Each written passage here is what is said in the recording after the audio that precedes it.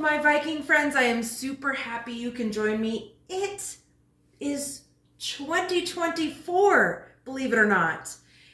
And I survived December. December is the craziest month of the year for me and my family because guess what? Everybody's birthday is within a 6-week period and it hits hard and fast and it doesn't slow down at all in my family. And I survived it, including my own birthday actually. And I received a necklace. I received some soap. I think people were trying to tell me something. I don't know. And then I had gotten some salt, which not sponsored, but this salt is absolutely fantastic. It is Icelandic seaweed salt. So for everybody who is iodine deficient, this would be amazing for.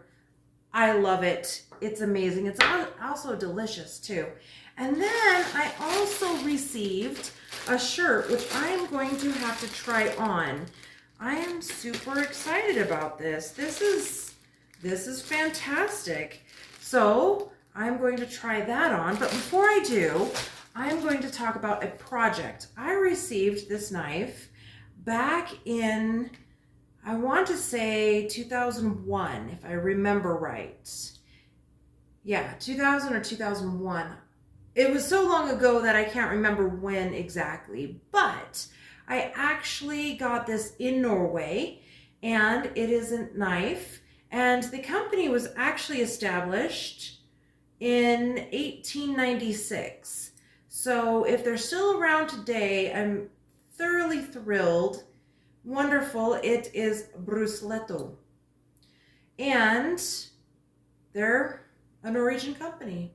So I just have to put a handle on. I'm not sure how. About 10 years ago, I made a leather case for it. I bought the kit, made the case, and I think I did a fantastic job for it. I just need the handle put on, and I have an antler that I am going to figure out how to cut and drill and figure out. I need a finger guard maybe, because I am a klutz and I do cut myself on things and I don't like to do that. But anyway, what I'm going to do is I am going to throw this shirt on, let out the chickens, or maybe let out the chickens, throw the shirt on, and then I am going to get into the kitchen to bake a couple of items. So let's get to it.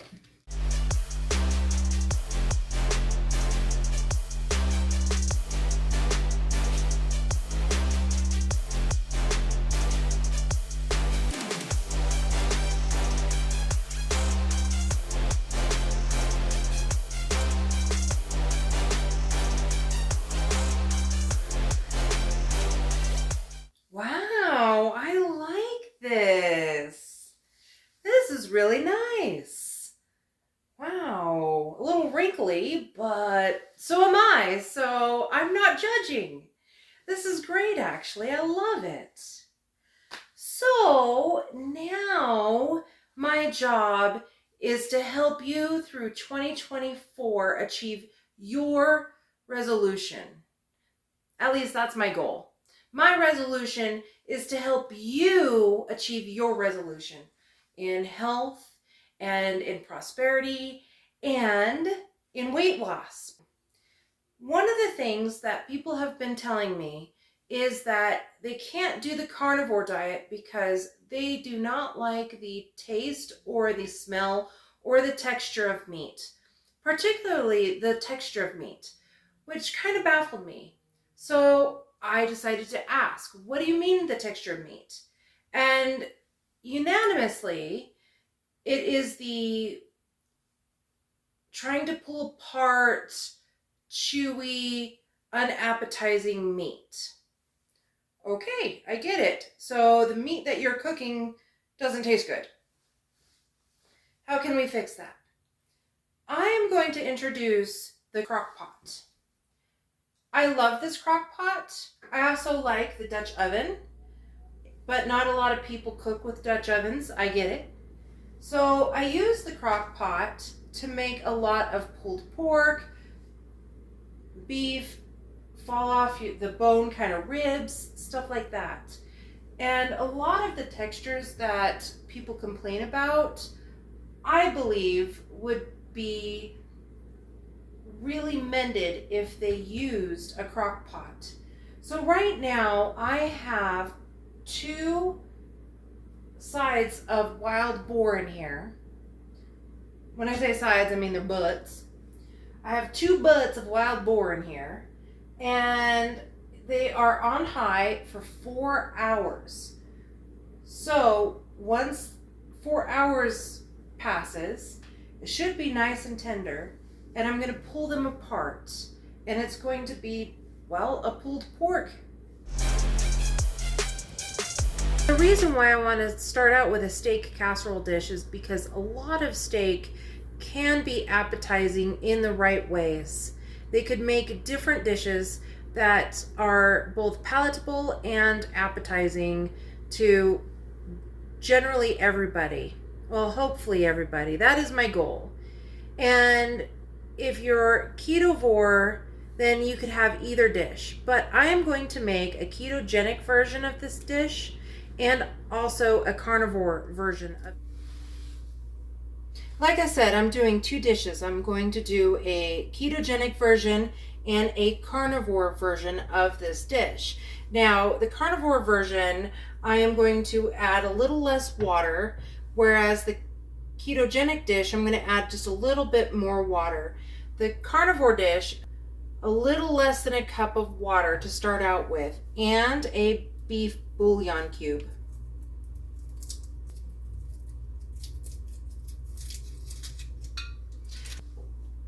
With the ketogenic version, you want to add 1.25 cups of water and a beef bouillon cube.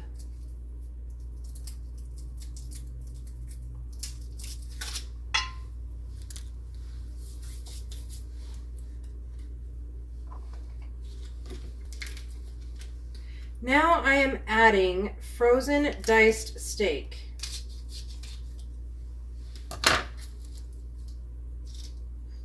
You can certainly dice the steak yourself, or you could purchase diced steak. This happens to be a little frozen, but it's okay.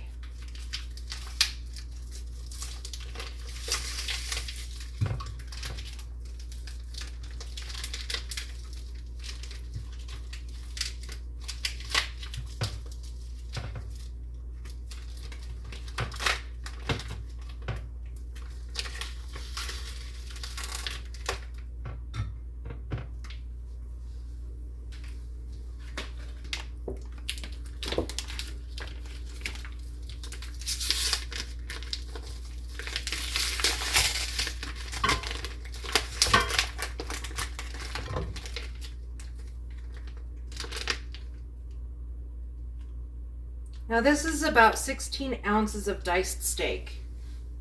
You could certainly add more if you would like, but I'm just using 16 ounces.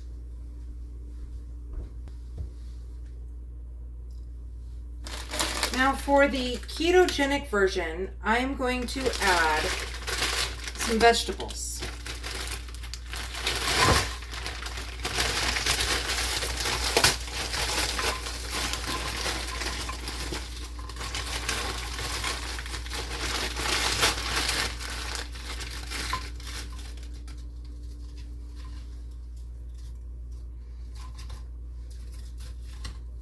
And for the carnivore version, I am just putting this in the oven like such.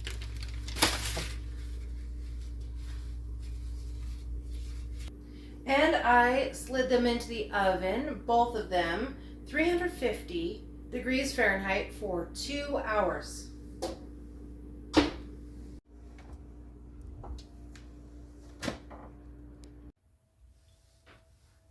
Now I have baked these for 2 hours and they are almost done. This step is optional and it requires another 20 minutes of baking. you'll want to add half of a block of cream cheese. You can add a full block depending on how hearty you want the meal. And then what you want to do is you want to stir it completely.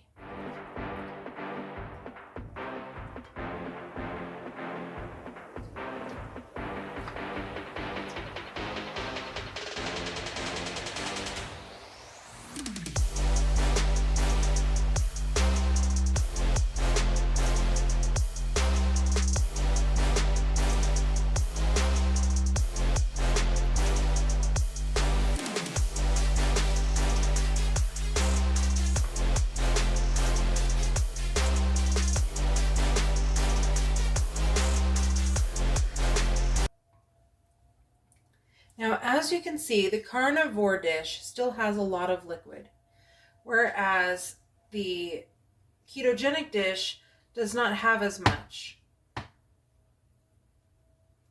We are going to pop these back in the oven for another 20 minutes.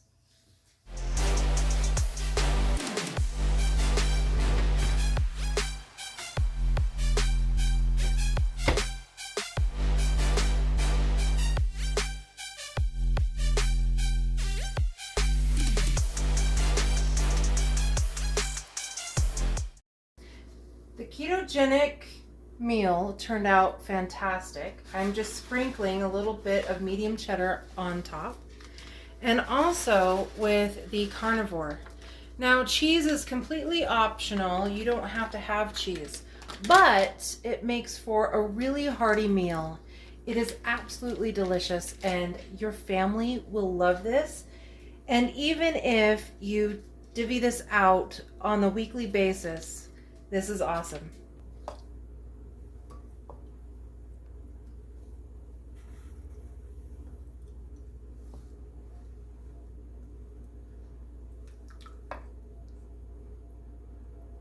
And before we serve it, we add just a little bit of black lava salt.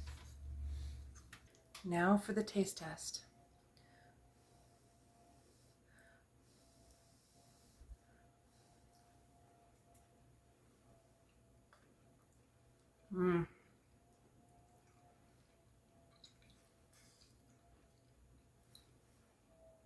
Delicious.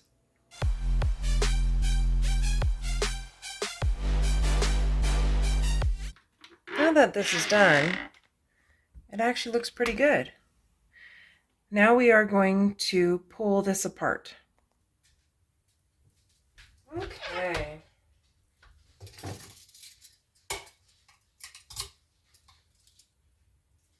Oh, see, it's fall off the bone. I don't even have to really work on this. It's so tender, so soft.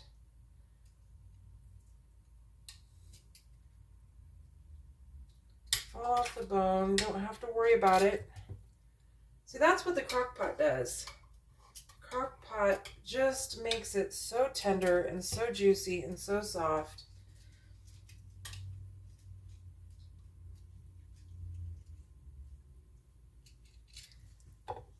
Now, I have an Instapot too, but I have never used it. It's been sitting on my shelf forever. I guess I could pull it out and see how that compares to a crock pot.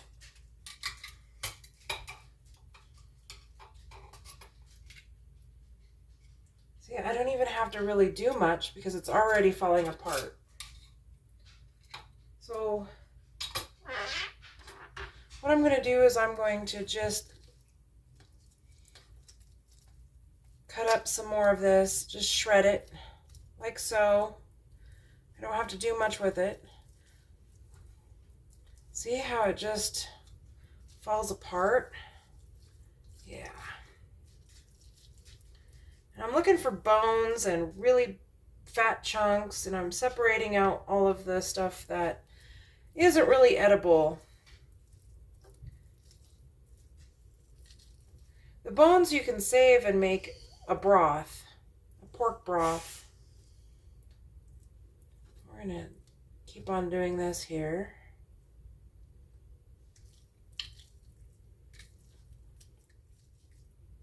Remove all the fat off of this here.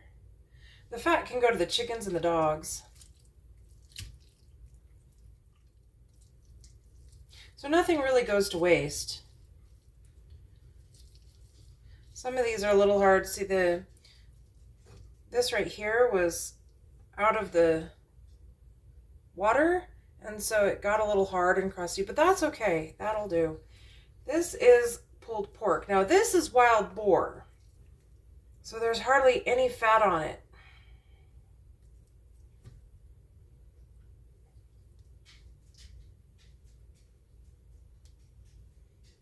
That big fat here.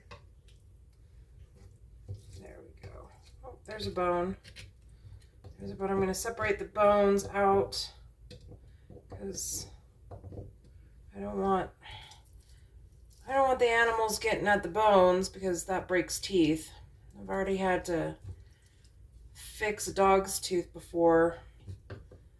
That's not a pretty vet bill.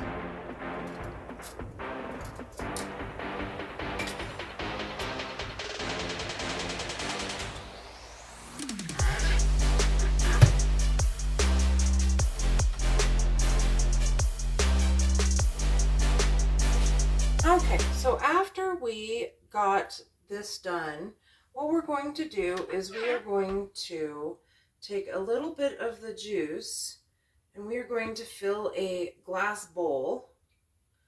You could do this in plastic, but the problem with plastic is it does bioaccumulate in the body, especially after heating up. And we're trying to reduce the plastics that bioaccumulate in our body.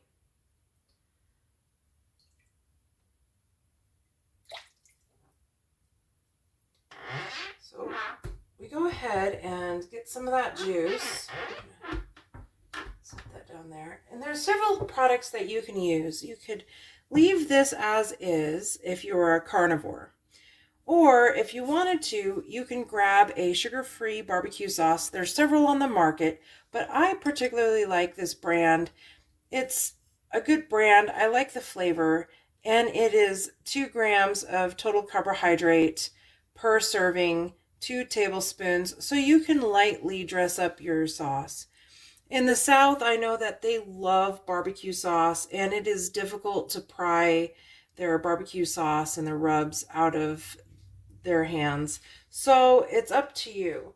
Now you can also use seasoning as well. So there's several different types of seasoning that I have, and I actually like some of these seasonings. These seasonings are from around the Midwest, and some of them are better than others. If you are strict carnivore, you can use just regular salt. Because this is wild boar, this is not salted like a cured bacon would be. So I'm going to actually use a seaweed salt for it. I'm going to take a pinch and just do this. And like I said, this is wild boar, so it is not salted. But if you were to use a cured ham, then you would not use the salt. And what we could do too is we could use our smoked salt, our lava salt.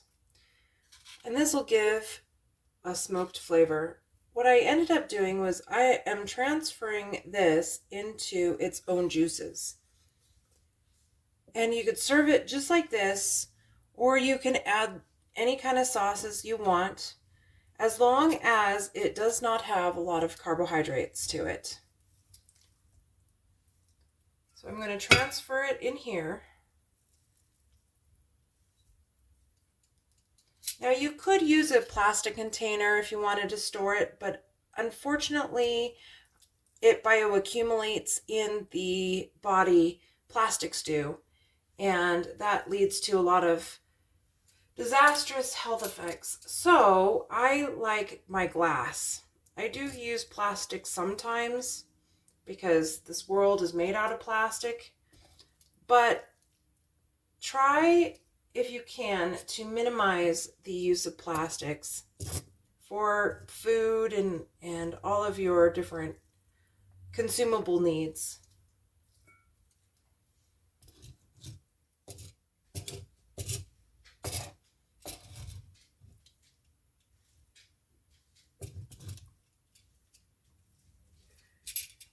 And once we have this filled, we can go ahead and put more of the juices in.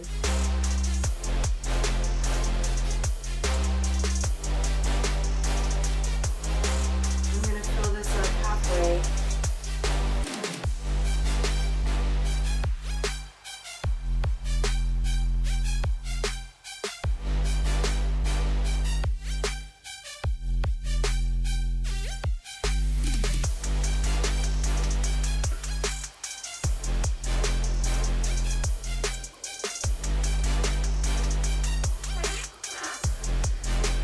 And there we have it.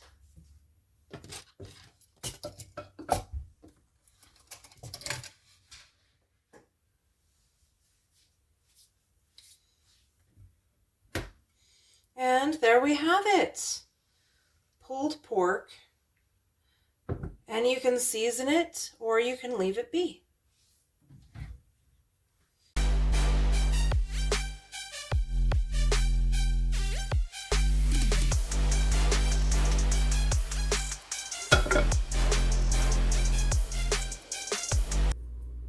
One beef bouillon cube.